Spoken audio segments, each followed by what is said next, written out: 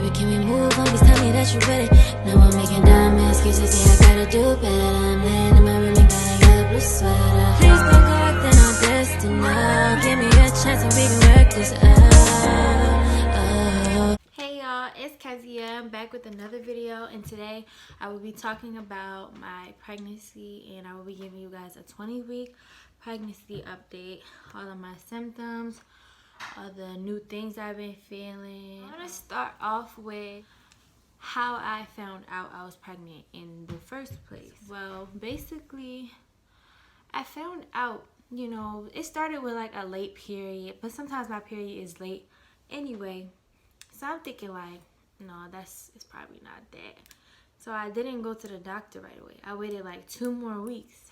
So my period was like 2.5 weeks late. And I realized that when I was cleaning, I was out of breath. Like I was always tired, barely had an appetite.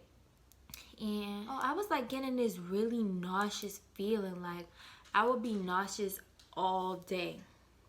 Like literally non-stop. I would have to drink tea, eat crackers. Like I literally was non-stop nauseous.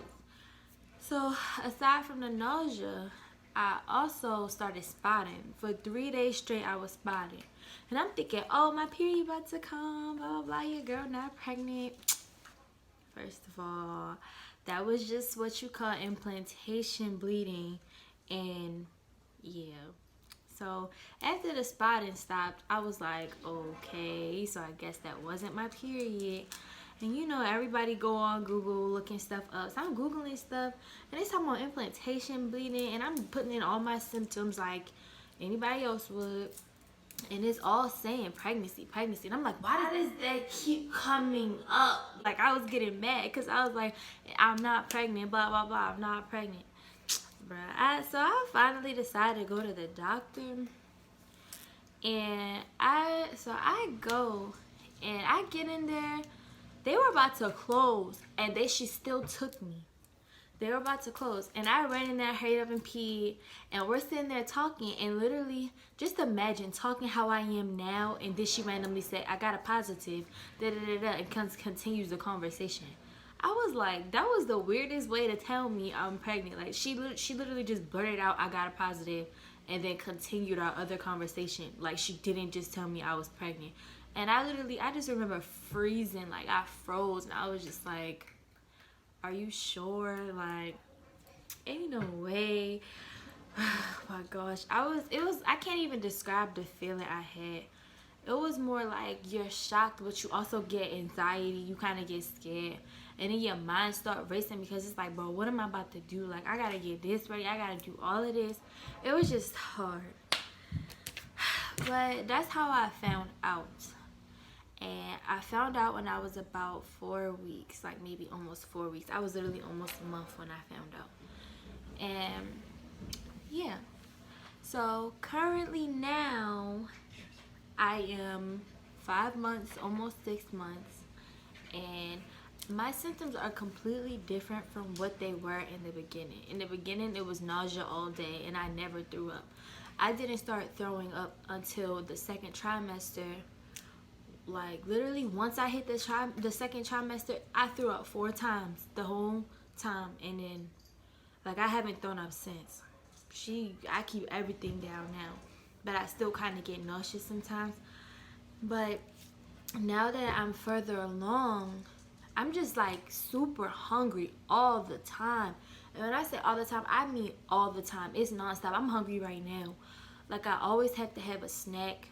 So it's just crazy. Like, I always gotta have some crackers, some bananas, something on me. So now I'm not experiencing nausea much anymore. I more so experience, I get really out of breath fast. I can go up a flight of stairs, I'm out of breath and I need a break. I could be cleaning up for too long and I need a break. I have really bad indigestion, so whenever I eat or drink, I burp. Like, it's so embarrassing. I burp so loud, and it's just like, oh my god. Then I can feel baby kicks now. Like, I started being able to feel my kicks around like 14 weeks. I don't know why, but I was really able to feel everything very early. I felt everything early. So the kicks, she'll kick maybe like when I first wake up, which would be like 6 to 7 a.m. And she'll kick when I'm going to bed. Like if I'm trying to sleep, that girl was up. This girl was just up all night, like just kicking. And it's not something you can really sleep through because it's so uncomfortable sometimes, and it's just like, oh my gosh, this girl is really kicking my ass right now. And then also I found out the gender recently. So for the gender, I was very impatient with finding out the gender of my baby. I didn't want to wait till 20 weeks, 21 weeks, because I know that's a lie. With the real information, the real tea about getting a gender on your baby, if it's a boy, their penis and stuff starts growing around 9 weeks pregnant. Literally, that's when everything start growing, and it's not gonna change. So if at 14 weeks you having an ultrasound, you still don't see no penis, that means your baby's not a boy. And it took me a while to really get that, because some people would be like, oh, we can't really tell right now, it's too early. They're lying. They just don't want to accidentally give you the wrong gender. That just means they don't know how to read an ultrasound. Because I got my baby's gender when I had just turned 16 weeks. Like I was basically 15 weeks when I found out my baby was a girl. And I went to a place that specializes in that, and I straight got that. Like I paid for it, so it wasn't one of those free ultrasounds from my doctor, because they kept saying I had to wait, and I just didn't want to wait. So yes, I'm having a girl. I also wanted to talk about things you can't do while you're pregnant. So we all know you can't smoke and drink, but the one thing I did not know you can't do is take super hot showers. Like my showers have to be warm or almost cold, or I nearly faint. And it's like we pregnant people we can't take that steam and humidity. It's just so bad.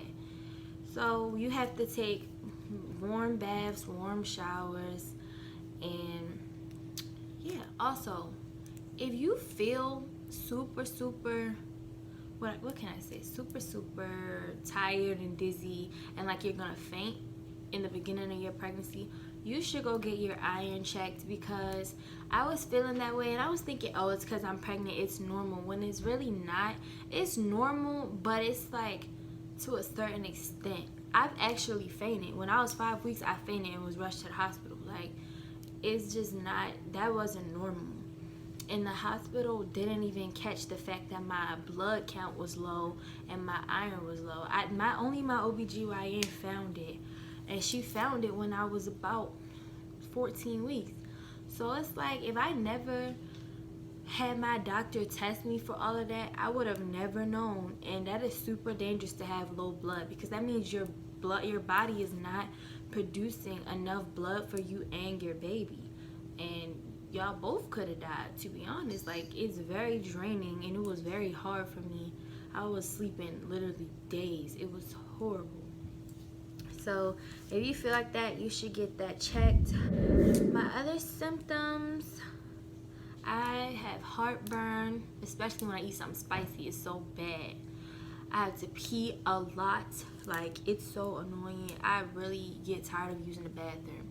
I get tired. I'm tired of looking at the toilet at this point, because I'm really tired of peeing.